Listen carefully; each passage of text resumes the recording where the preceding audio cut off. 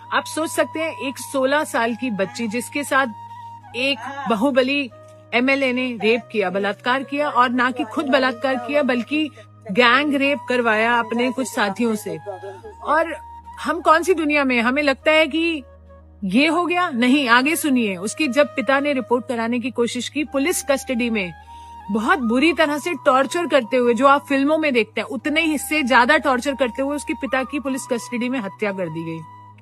यही खत्म नहीं होता। जब किसी लॉयर ने उसका केस लड़ना चाहा, तो जब उस लॉयर की गाड़ी में बैठकर ये पीड़िता जा रही थी अपने न्याय की मांग के लिए, वो गाड़ी को 11 बार टक्कर करवा दी। 11 बार टक्कर खाने से उस गाड़ी में बैठे 4 सदस्य थे, जिसमें से 3 की ऑन स्पॉट डेथ हो गई, लॉयर की, इसकी मासी की, इसकी बुआ की, और ये बच्ची बच गई। आपकी रूह कांप उठेगी। और ये बच्ची कैसे बची है, मैंने इसको अस्पताल में तब देखा है जब ये क्रिटिकल केयर में थी 7 साल पहले, और उठ नहीं पा रही थी, वेंटिलेटर पर थी। 6 महीने जब वो उस वेंटिलेटर आईसीयू में रही, उसके बाद उसने अपनी हिम्मत जुटाई और अपना केस लड़ना चाहा। उस मुजरिम को उम्र कैद की सजा हुई। इतना कुछ खोया इस बच्ची ने।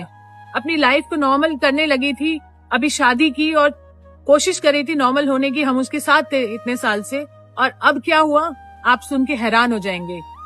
उस आरोपी को बरी कर दिया गया। आप सुन पा रहे हैं, उसे बरी कर दिया गया। और एक्सक्यूज, ये नहीं कि बलात्कार प्रूव नहीं हुआ, बलात्कार प्रूव हुआ है, पर क्योंकि कोई कानूनी दावपेच थे जो उसे बचा सकते थे, फालतू के हाईकोर्ट ने ऐसी ऐसी दलीलें दी हैं कि आप सुन के हैरान हो जाएंगे कि वो एक पब्लिक सर्वेंट नहीं है, या फिर ये बच्ची माइनर नहीं थी, और कोर्ट के पास टाइम नहीं है। इतनी फालतू चीजें बोलकर उसे बरी कर दिया गया। आप सोच सकते हैं, आपको गुस्सा आ रहा है? अगर नहीं आ रहा तो आना चाहिए, क्योंकि बेटियां हमारे सबके घर में है, और ये हिंदुस्तान की बेटियों की बात कर रहे हैं हम।